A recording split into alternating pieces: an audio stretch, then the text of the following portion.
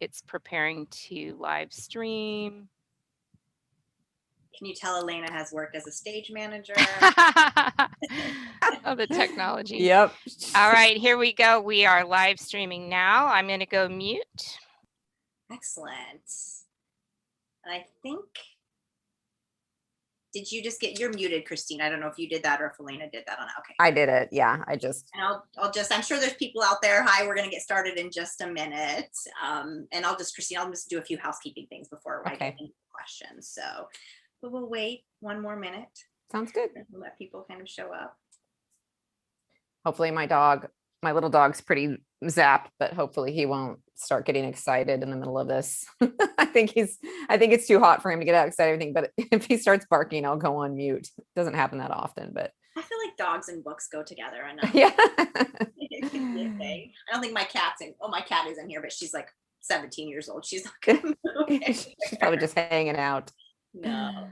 Okay, so it looks like we have a couple people on. So for those who are on, we're going to get started here. We're going to give people maybe just another minute to kind of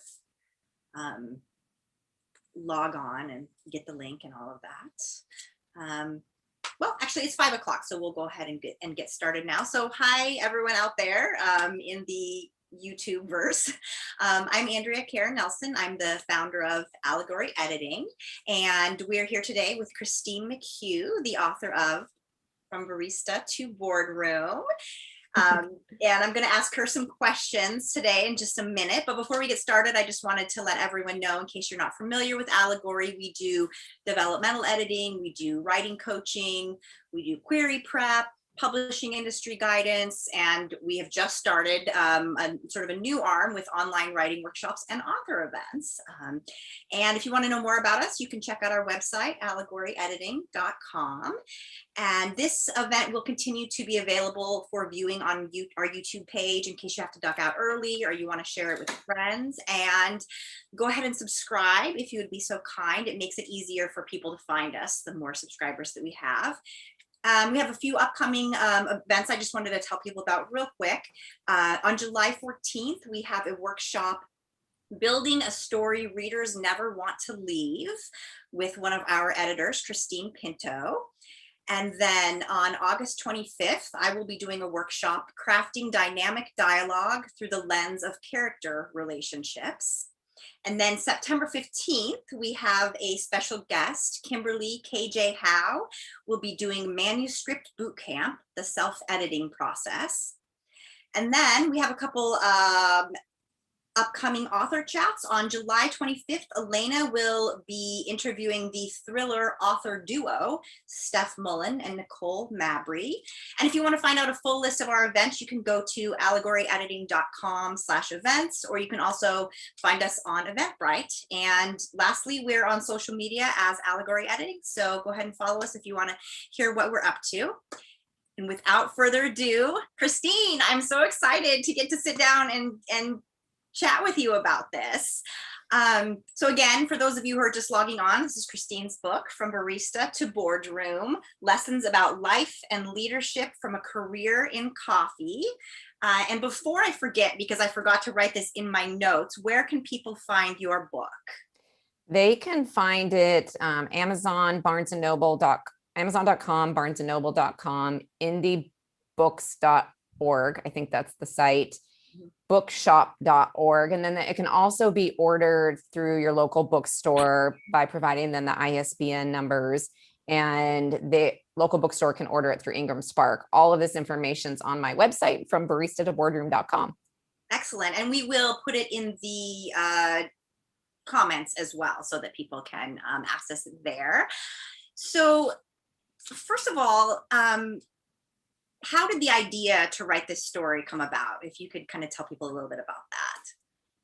Yeah, it's funny. It's a funny story because you just never know how things are going to turn out. So probably about 7 years ago, maybe it was 6 years ago, I was on a long run with one of my friends. He works in engineering at Amazon, and I was just getting to know him, and I was sharing with him my career story that I had started at Starbucks as a part-time barista while I was going to college. I was 19 years old. And at the time that I was telling him the story, I was a vice president.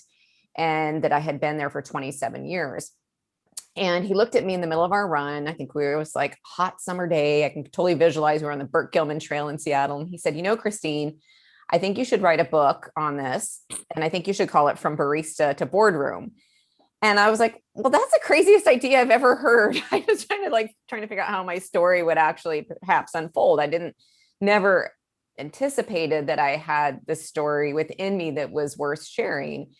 But he kind of kept nudging at me multiple times over the course of the next 6 months to a year.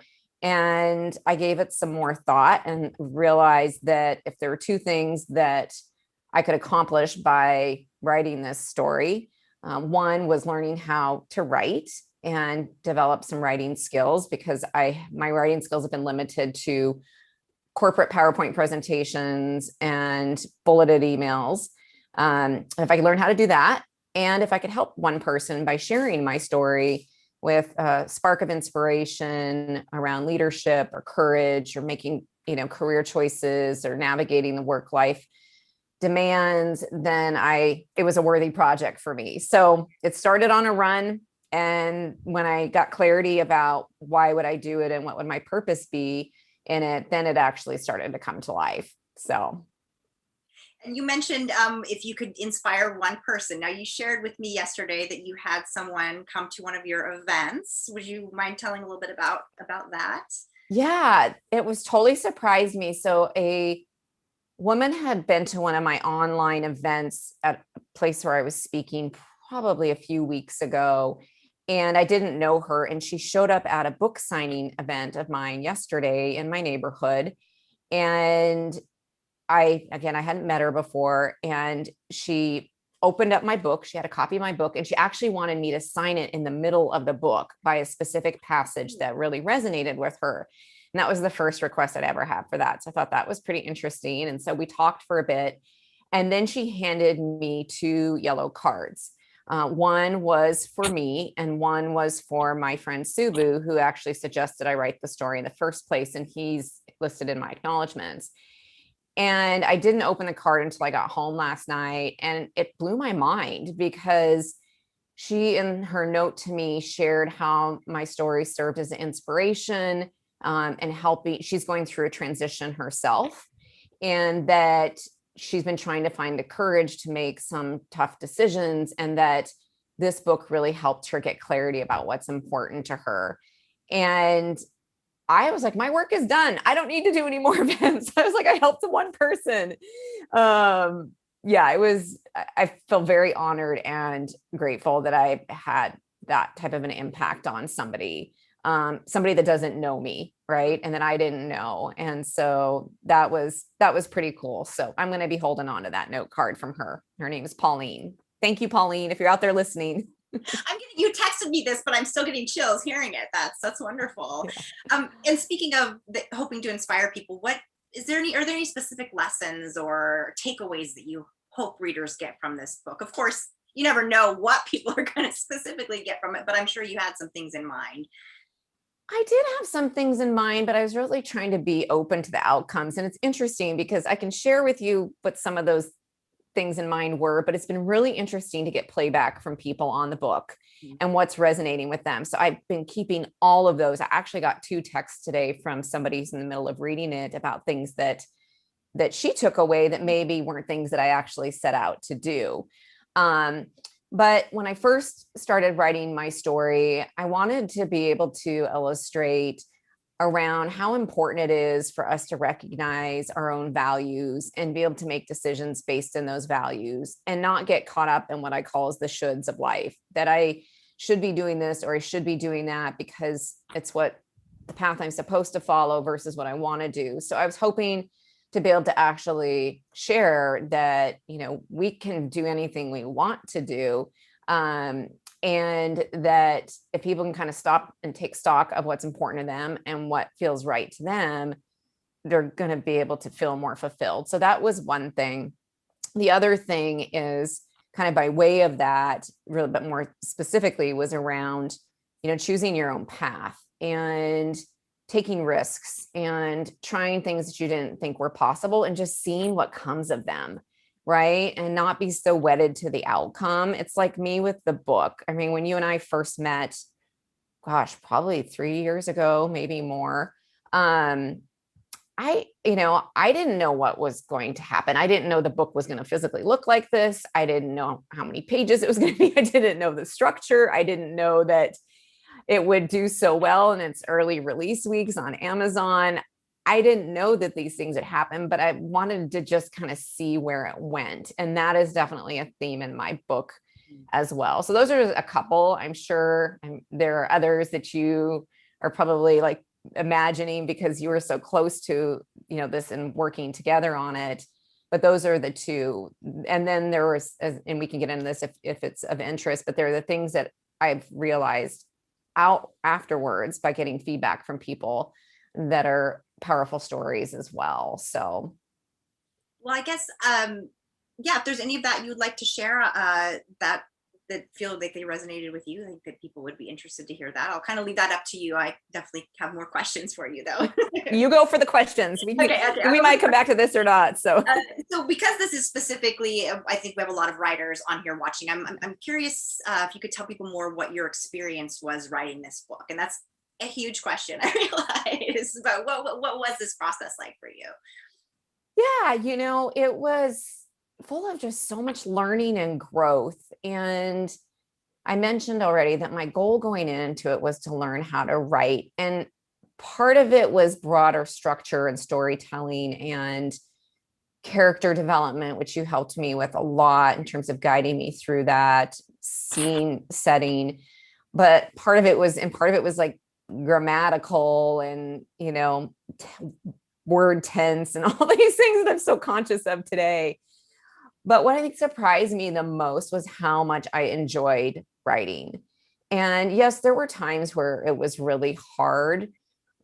And that was often because I wasn't always clear what the point of what I was writing. Even though I felt like it was a story or an element that needed to be told, I didn't know exactly what relevance that story would have to other people. So that part was hard. The parts where it was easy for me to write and it just came out were really a lot of the emotional and harder parts of my life. So I learned a lot about myself in that process. So there's like what was it like for me it was really fun. And there was a couple times where it was like not as fun, but for the most part, it was fun because there was so much newness to this for me from both the actual art of writing, but also the, just art of understanding myself better. I think that was a takeaway, which I definitely didn't anticipate, but was a huge takeaway from this was just being able to express myself and express my emotions in ways that I hadn't before. So I loved it. And I want to do more writing. I've got a list of potential topics that I might endeavor someday, but part of it is also waiting to see where and what aspects of this book, if it were to be a memoir or a leadership book or something completely different, like where is the energy? Like where's my energy going in that? And then also where's energy and desire from other people to hear more. So. And for those of you watching, I hope you don't mind, Christine, if I tell a little bit about our first conversation together. So Christine swore up and down to me probably about 5 times, I'm not a writer. I don't want to be a writer. I just want to do this thing and get my story out there. And I have to tell you, you surprised me with how well and quickly and you incorporated the feedback we worked together on 2 rounds of feedback. And I probably texted my business partner, Elena, about 3 times and saying, oh my God, like she says she's not a writer, but she's taking feedback. So you would never, ever know this. And I guess the reason I'm bringing this up is at your book launch, someone asked you, well, 2 questions to that. Do you feel like you have skills from your corporate life that kind of helped you really focus in and be so efficient and be so thorough with each draft that you did? I think part of it is from corporate, but part of it is just who I am. Mm-hmm. Like in my story, I don't get deep into my childhood. I talk a little bit about it, but I was always the one that was organized. planful, scheduled, probably to an extreme controlled. And so it works for me to have this process where I would do some work. I would give it to you. You'd give me some very specific, useful feedback, and then I could do something with it. And, maybe some of that came in corporate, but I'm also a learning mindset it's a big part of my DNA. And so I know that I'm not an expert in this area, and I've learned to draw off of experts in my corporate life, too, where I've been in lots of positions where I don't have the expertise. So I get it from other people. And if I'm asking for it, I should listen, take it into consideration. So that was the same working with you. But the actual method and the process of doing that is just really ingrained of, creating a plan, writing 30 minutes a day. Like that is my DNA. That's just, and I don't know where I got that from. I guess if I were to think back to my family members, maybe I inherited it along the way, but that's just who I am. So a little bit, yes, in corporate life, but also there's just elements of my personality that are, that just made it happen that way. So. And then you already touched on this a little bit, but you do get into some heavier personal topics. Mm-hmm. I'm thinking primarily the stuff with your mom and about her mental health struggles. Mm-hmm. And given this was largely, or the framework was a book about your professional life anyway, how did you make those decisions on what to share and what to pull back the curtain on and how to do that? Yeah, it was. So before you and I started working together, and I might have shared this with you at one point, as I was trying to figure out what to put in this story and what would be of value. I spent a year collecting themes, and it was a physical collection of themes, whether it was a piece of paper or an email or a piece of art or some artifact from my past. And I collected these themes over a year, and actually it took me about 9 months, and just as things occurred to me, and then I sorted them into piles. And there were definitely some life experiences outside of work that really impacted me. And that helped me choose which stories to share.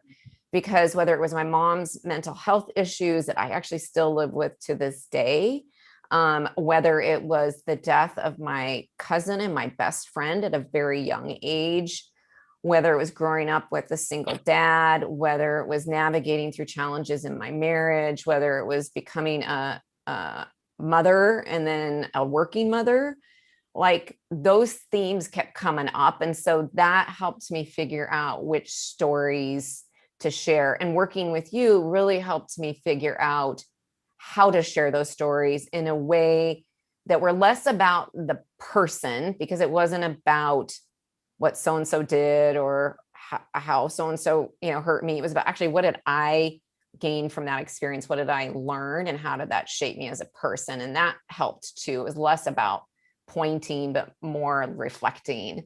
And that helped me figure out, is this story going to serve the overall story about who I am and my growth as a human being? So that was one of the things, not even as an editor, but as a reader, that resonated with me. It was that you're really awareness of that you're not two separate people, that you weren't Christine at work and Christine outside of work, but that those were very interconnected and impacted each other. And I think that's something that resonated with me, and I think will with a lot of your readers. So speaking of you mentioned you wanted to be mindful of writing it from the lens of how did things impact you, and not about, pointing a finger or talking about, how has this reception been like from the people in your life who have read this, whether that be former colleagues or family and friends? I mean, it's been super positive, and a lot of people shared with me that there are things they did not know about me. And I'm speaking mostly to people who are close to me or know me well, whether it's my family or my close friends or running buddies. And that they, in some ways, it affirmed the things I knew about me. In other ways, they developed I don't want to say deeper appreciation. That sounds very self-fulfilling here, but like they like that they recognize the, some of the, I've heard words like brave, courage. I didn't know you had overcome this obstacle. And that's been reinforcing because I was very vulnerable sharing this story. Right. And even though I spent several years working on it, when it actually got out there, I kind of had a little bit of a panic attack because I was like, wow, now everybody's going to know my life. And one of my clients told me she actually ordered a copy for everybody on the senior leadership team in her organization. And I felt really vulnerable. And she said, Christine, but you published it. So I was like, yeah, you're right. But then as it relates to people who are like really close to me, like my mom and my husband, and my son hasn't finished reading it yet, but I have other relatives reading it. Like there was definitely a deepening of the relationship, and there was some celebration and there was some pain. Right. And I mean, that is, and I gave everyone who is in it and who's close to me and portrayed favorably an opportunity to read it ahead of time, or at least parts of it ahead of time, to see if they wanted to just have some perspective and give them some processing time. And some people did, and some people didn't. And overall, there's been a ton of support, but there's also been a lot of deep, I don't know if reflection is not the right word, but there's just been it's almost like it's brought us closer and enabled me to have some more transparent conversations on tough subjects for the people who are closest to me. So that was a long answer, but that's my answer. An unexpected benefit, I suppose. And you sat down to write a book about work. I know, but I knew I didn't want it to be, and you helped me figure this out too for genre. I knew I didn't want to be step one to becoming a great leader, do these things. And here's the story. I knew it wanted to be my story. And then it just naturally unfolded from there. So. Absolutely. And so kind of shifting focus here a little bit. I know that we talked at various points about whether you wanted to pursue traditional publishing or whether, and then ultimately you decided that you wanted to self-publish this book. What went into that decision, and what do you feel like made this a good fit for you and for this book in particular? Yeah, I mean, I'd done some research, and then you'd also helped me kind of consider through some of the options. And I felt like I wanted to self-publish because I wanted to have control over my story. And I wanted control over how my story was shared with others in terms of the marketing and kind of getting it out there. And I didn't want to have to go justify or explain to anybody about why this is my story. This is what my story is about. And then somebody share feedback that this is how I should do it. Because I spent my whole life, and a lot of my book is about trying not to do things people think I should do. So it was a control mechanism. I also felt there was a speed to market element with it too. I think that was important. I didn't have a timeline, but I knew that I did not want to be working on this forever. Right. So, and then choosing a self-publisher was a little overwhelming at the beginning, but in my typical methodical way, I reached out to people for referrals. I created a spreadsheet. I put categories of services. I did all those things. And then I whittled it down to about 3 and had calls with them, and then chose the one company I did to help me get it to the finish line. Because I really liked the quality of their work from what I had seen. And it was also it's also a women-owned business, which was a factor for me. And it also just happened to be a local business in Seattle, which wasn't a requirement, but those were kind of like things that kind of, that ended up being deciding factors. But yeah, there was speed to market, control. Those are probably the main things. And you ended up using Girl Friday Productions. Yep. And for people who are watching that aren't familiar, they provide a service for people who want to self-publish, but want some of that support and not to necessarily have to figure out all of the steps on their own. And so what parts did they do for you? What parts were still left up to you? What was that process like once we finished our 2 rounds together and you got the book at a place where you felt like you were ready to put it out in the world?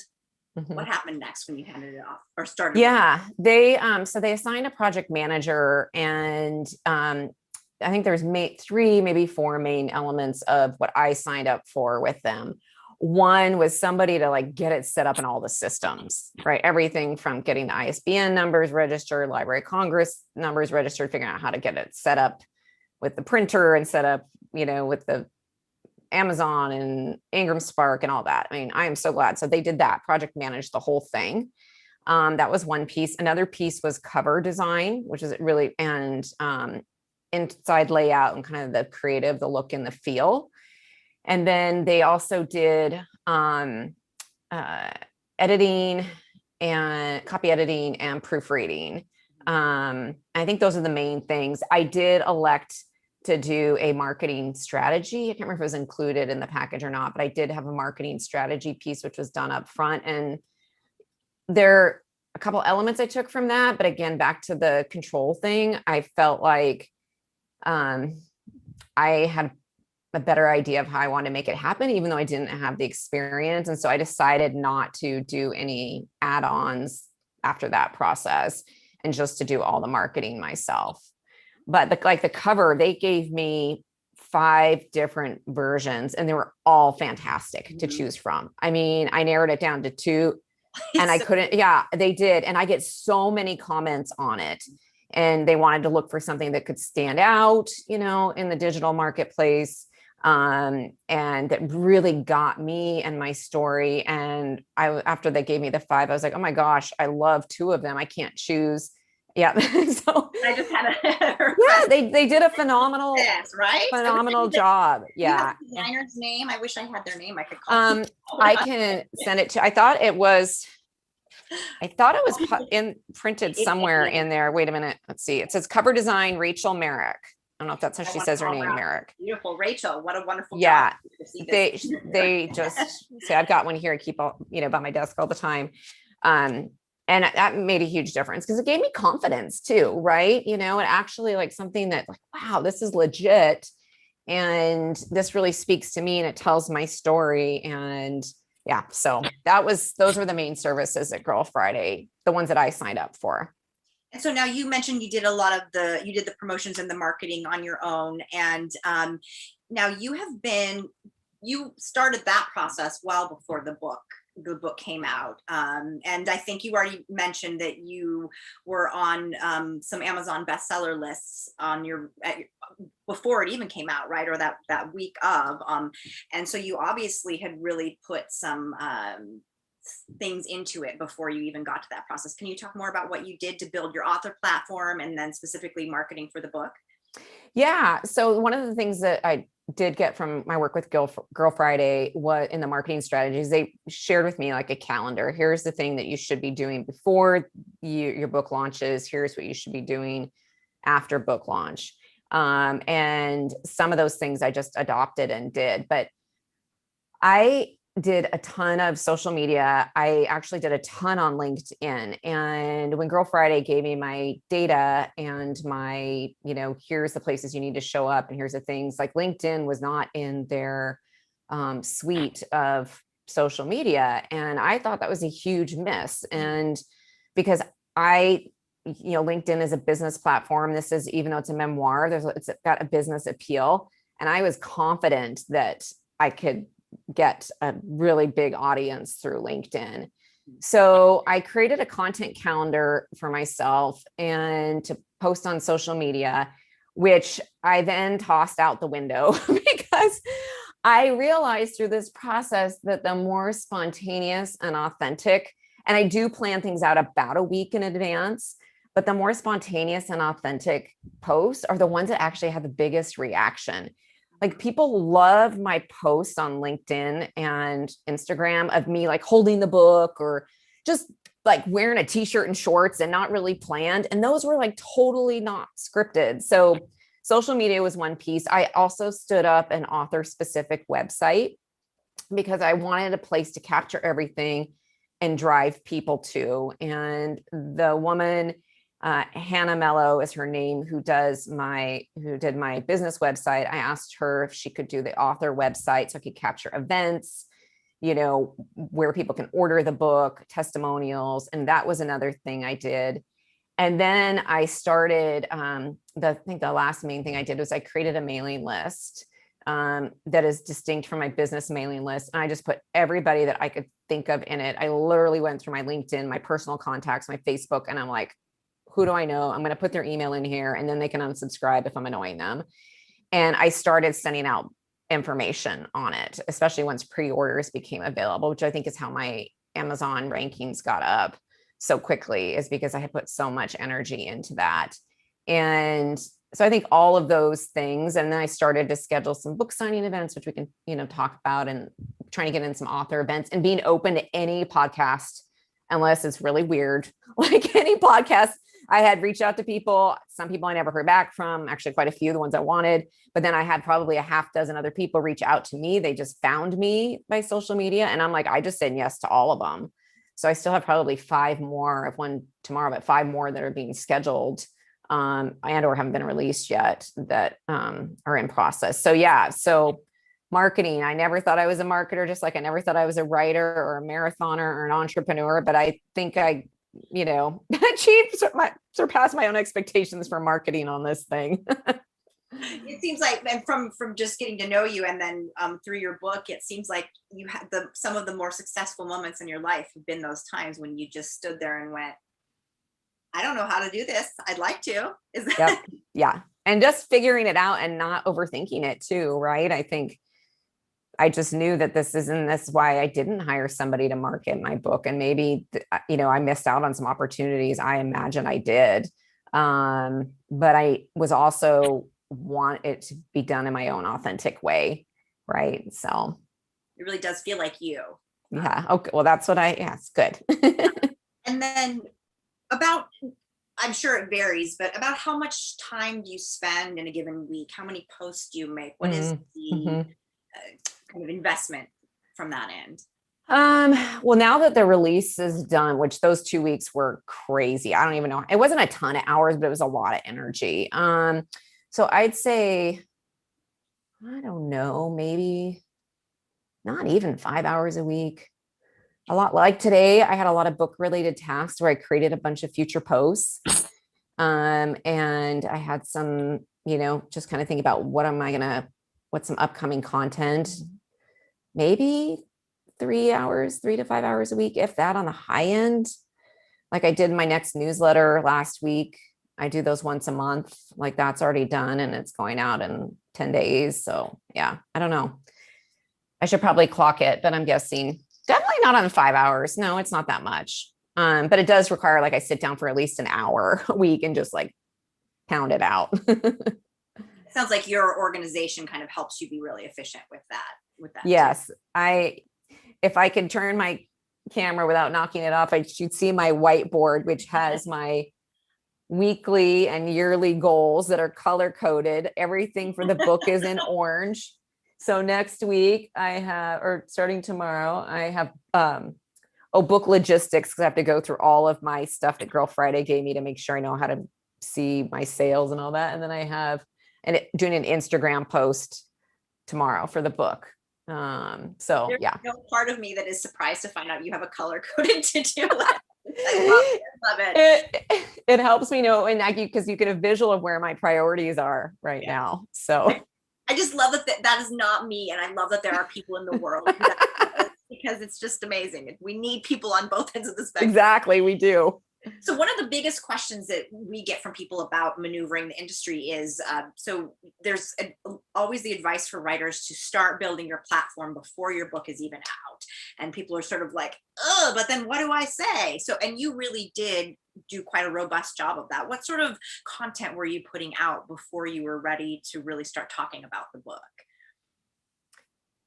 Or did you? I did actually, it's interesting because if I look back, I started putting content out 3 years ago on the book, and that helped me. I started putting stories out on, again, LinkedIn was my main platform, has been my main platform. Although I use Instagram to a degree and Facebook, not so much, although kind of like that's nagging at me because I I think I need to get some stuff going on Facebook.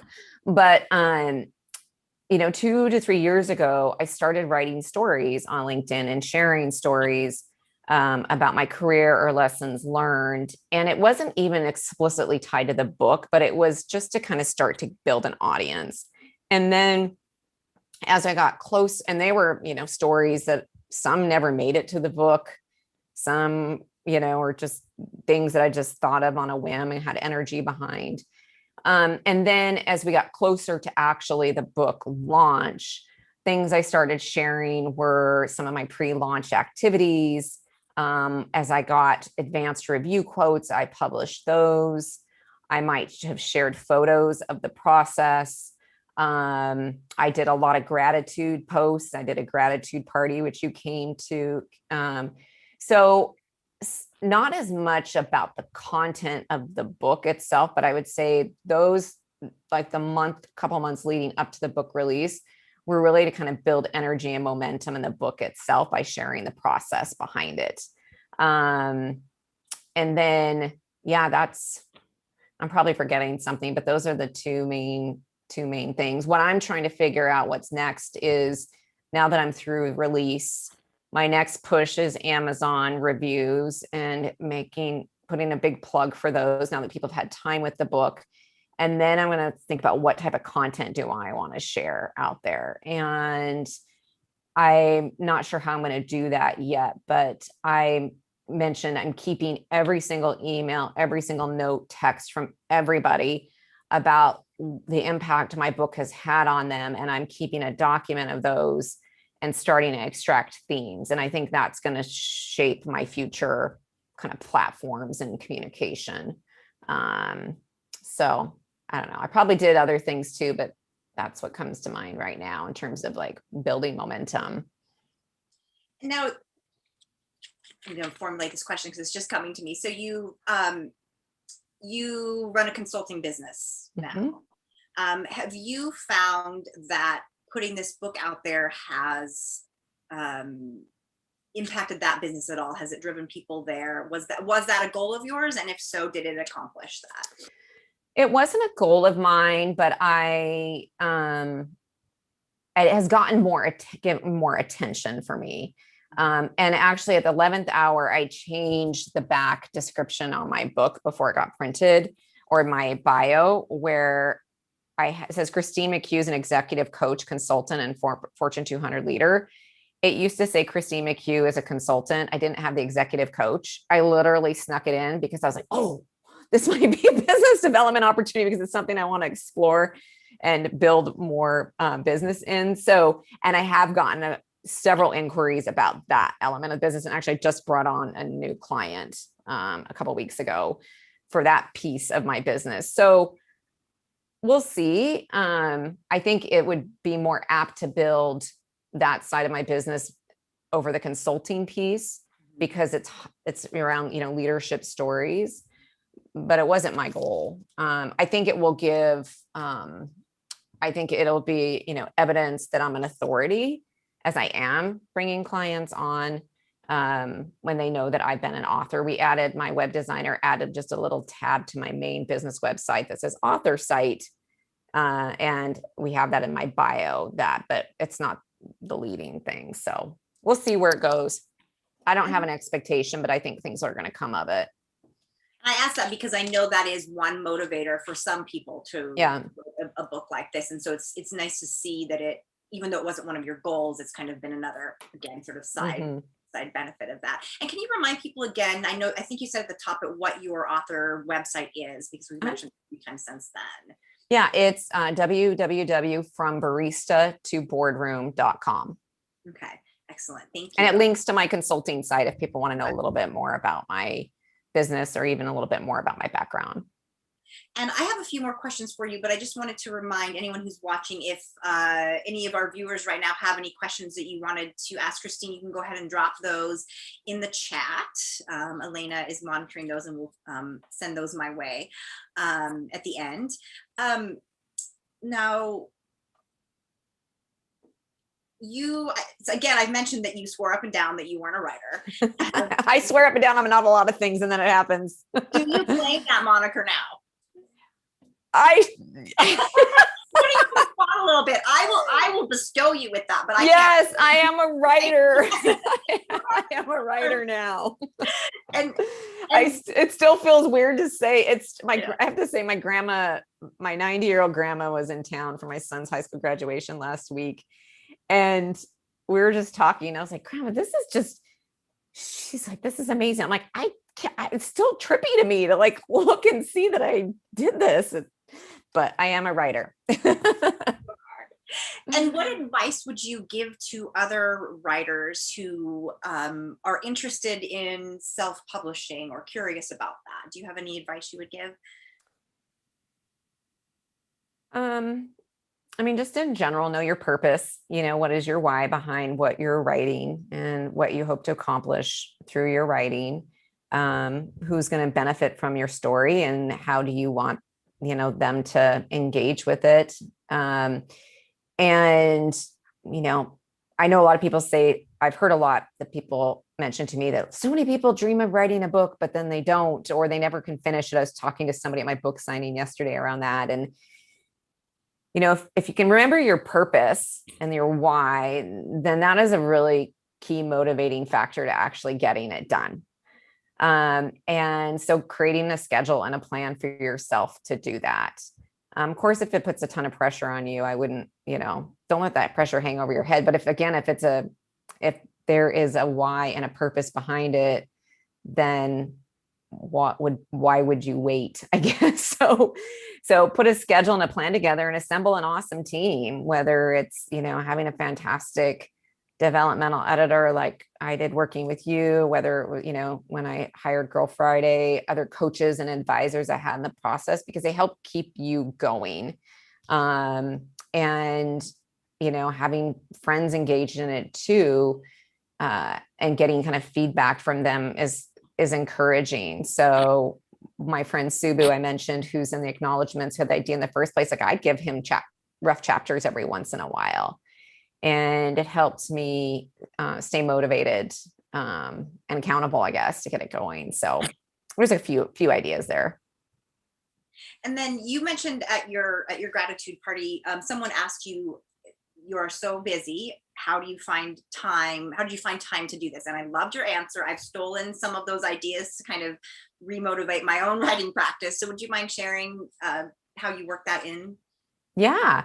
So again, you're getting this sense, part of my character is like a super organized, I wouldn't say super disciplined, but I do like routine and structure. And so what I found for me, what worked really well was, one, being a little fluid with the process itself. So I originally started with outlining and it just did not feel right. And so I just focused on putting content out and on paper that gave me energy. And so that was one part of the process that helped, because I didn't feel so constrained, right? But the constrained part came to actually with the practice, which was I committed to 30 minutes a day.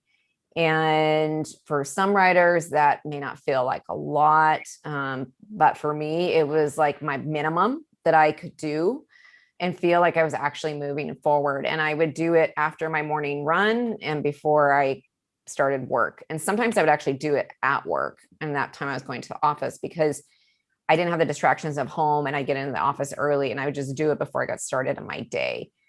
Sometimes I'd spend more time on it, especially when we got to the more developmental rounds and the feedback. But I might have a few bursts here and there, but I never pressured myself to like, okay, I got to spend all day. Oh, that would kill me. Don't think I could do an all day thing. It doesn't work for me. So I think part of the lesson is like what works for you. But for me, it was bites, doing it in bite-sized chunks, and then just kind of seeing where that took me. I think that was really important, because I do think a lot of writers think that you have to be able to sit down for 8 hours a day or 40 hours a week or to accomplish that. And that's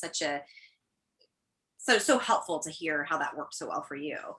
I actually, we talked a little bit about your process, but I just wanted to loop back really quick, because you did work with a writing coach, I believe, before you and I met. And can you talk to us a little bit about what you did with that individual? Yeah. So this was really early on, and I didn't just know where to start. And she helped me. kind of figure out what my why is, and also gave me a couple of different ideas on how I might want to approach sharing my story and unpacking it from myself. So I would say it wasn't conceptual in nature, but it was definitely like way early on. And that gave me a good start of like, okay, what do I actually want to get stuff on paper? So I probably talked with her maybe even a year before you and I met.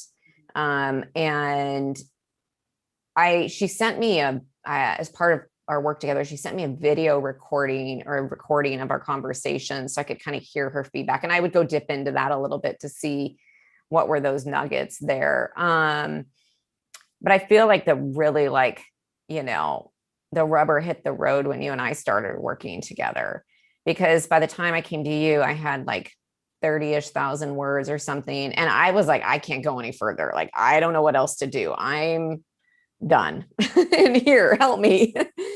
And that, like, to come to like a point where obviously it was so much improved quality after we started working together, but like to double too, even though that meant taking a ton of stuff out. So I feel like that's where things really started to kind of move for me. But so yeah, she helped me kind of think about how I wanted to approach it and get started, and using some different constructs, and then just kind of let me go. And that's when I realized, okay, after a year of doing that, then I needed some more help getting it to the next stage. Well, I'm so glad you did, because it was such a joy working with you on this. I do have some questions I want to get to from people watching, but I have one more I would like to ask you.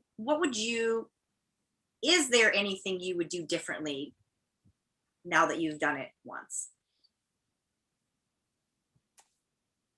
I don't think so. I mean, I really try and not live my life that way. So it's hard for me to answer that question, because there's things that I've learned. Yes. I mean, I think I probably wouldn't have put so much pressure on myself in the beginning to like do it a certain way and just let myself go with the flow.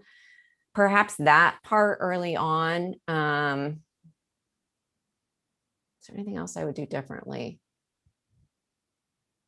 I don't know. I'll think about that a little bit. I mean, that's the only thing that comes to mind, is like just not to feel so much pressure and trying to put so much structure away in the beginning, and just go with the flow of the process. But everything else I felt like just happened when it was supposed to happen. No, it was a great answer. That's one thing I really appreciate about you, is that you don't seem to live life with a lot of like looking back with a lens of regret. Mm-mm. No, I was just actually mentioning that to somebody today who had asked me. He was really, I don't say concerned is probably not the right word, but really interested about one of the decisions I made in the book. And he felt it was out of character for me. Mm-hmm. And that was really interesting to me, because that's who I am, right? How can it be out of character for me when that's who I am? And we've been kind of messaging each other back and forth. This is through somebody who found me on LinkedIn and read the book. And I told him actually just today, he asked me if there's anything I would have done differently if I would have the chance to do it over again. I said, no, because I don't have those regrets. Although based on what I've learned today, if the same situation came up, I might handle it differently, because I have different experiences now under my belt, but I don't have regrets about how that happened, because that's the way it was supposed to happen. So yes. So it's funny that you mentioned that, because I just earlier this morning, I was texting him, messaging him that no regrets. I love that. I love that attitude. I'm going to try to adopt that. So Nick asks, do you focus your marketing effort on sales or on readers? And is that different? Such as, do you have a company do you market to a company to buy them for executives versus looking at getting them into libraries and things such as that? That's a great question, Nick. Thank you. I'm still working through that, but really what I'm trying to do right now is get the book in the hands of people. And so people sometimes ask me like, I want to buy the book in the way that's the most profitable for you. Where should I buy it? And I'm like, I'm not even thinking about that. Like, I got a long ways to go before I break even on this project. But I would like to get it in hands of more people. And what I'm doing right now for any speaking engagements is I'm not charging a speaking fee, but I am asking for a minimum book purchase.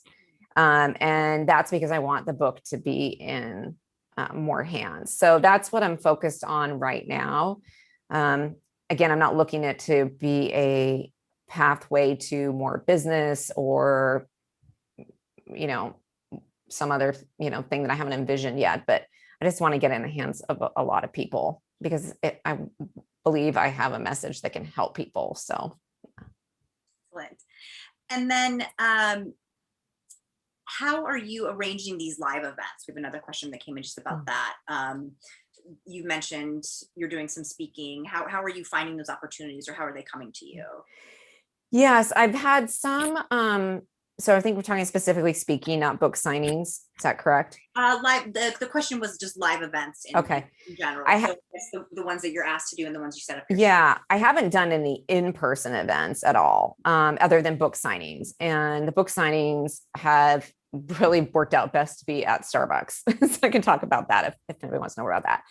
In terms of the events, a lot of people are finding me on, well, I'm heavily in promoting that now. Like I've done probably 4 virtual corporate events, and those have been through people who know me or follow me on LinkedIn and ask me if I'd be open to doing those events. So that's something I'm going to be pushing more in the month of July. And that's actually a theme for my July newsletter is come have me to your corporate event, your organizational association, your alumni group. I've spoken at a university class, and they'll all come through connections or visibility on LinkedIn, every single one. So it really speaks to the importance of doing that platform work. For me, yes, for sure. Yep. And then we have a follow-up on, do you know when someone reads your book on Kindle Unlimited? Yes, it's one of these reports I need to go figure out what I mentioned on my whiteboard of get into all my logins and accounts. It will tell me on there. My girl Friday showed me how to do it. And I have not gone in and looked. So it will, I don't know, but yes, I can find out. Hopefully this week I can start to get into all those things.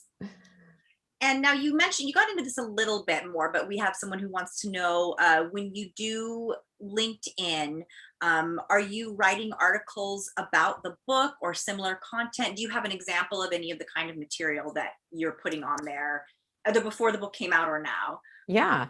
And please go on to LinkedIn and LinkedIn me and see what I've posted in the past. When I first got started, I posted a lot of articles that I've written directly on the LinkedIn platform. And they were often career stories or leadership stories or insights, through my career leadership. So those types of things.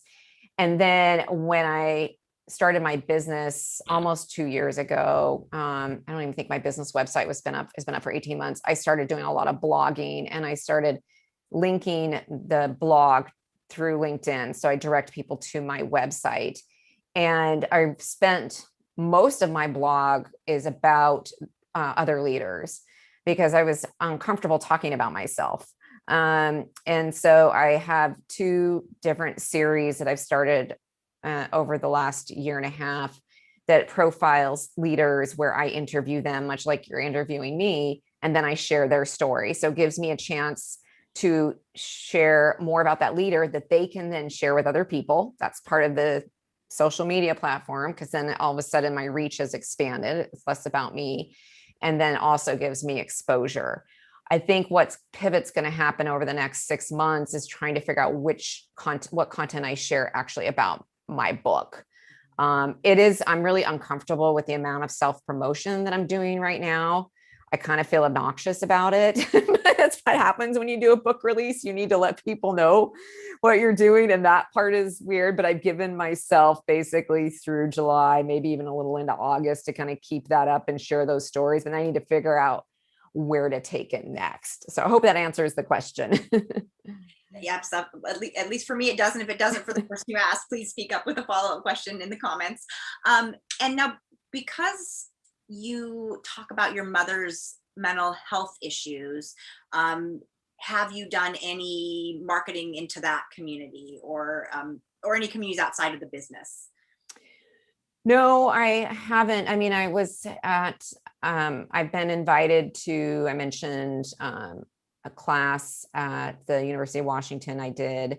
I've got another person who's interested in having me at their college alumni association, but I haven't gone into any that mental health organizations or anything like that. And I think part of it is because it's a small part of this story.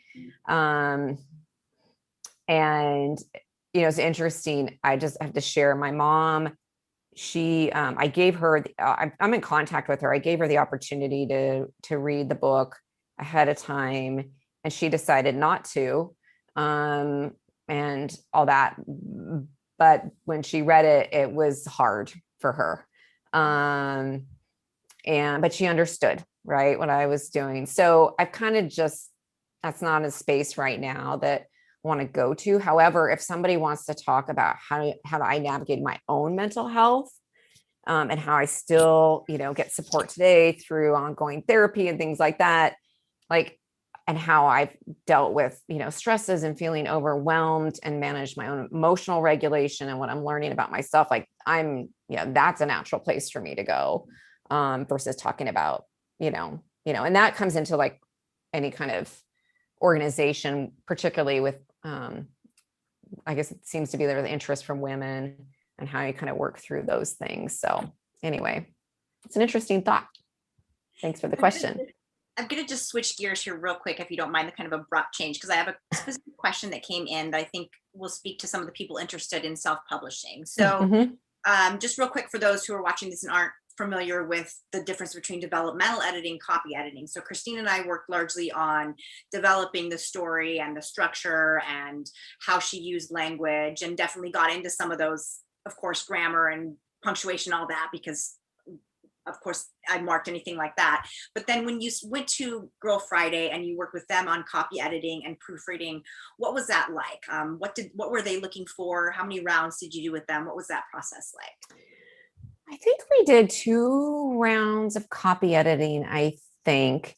And they were looking for some of the things that you brought up, but around sentence structure. And they also little things that drove me nuts, actually, because there was one time where they were asking me, I just remember this one so specifically, I talk about, a business unit or a team or a group, and they're like, okay, is this a business unit? Is this a team? Or is this a group? Is this a capital O in operations or a lowercase in operations?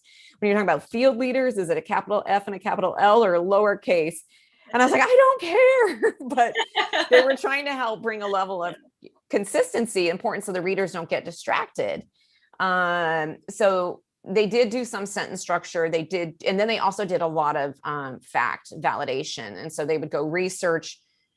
I wish I could give an example, but if I used a name of something or a place, they would go and look to see if it was actually is that how it is legally and how it's referenced, or is it just what I called it? And then they created this, I don't even know what it's called, but this kind of appendix of every, the character and what their role is in the story, and reference points of, key, again, places, milestones, and all that, just to help me make sure it made sense. And I was glad they did that, because I actually realized I was using 2 different names or a same name for 2 different people, and it was getting confusing. But it helped with that. So that, I'm sure there was they did a lot more than that, but that was a pretty involved. And then the proofreading was just all the little nitty deets. And I think we did 2 rounds of that, and they just wanted to make sure I was okay with it. I think one of the things that they wanted to do, maybe this might've been the copy editing stage, was I chose to have job titles in my book be lowercase, because it's a Starbucks custom. So even the CEO is lowercase CEO. And they try to, they're like, no, Christine, conventional is CEO is capitalized. I'm like, well, not in my book.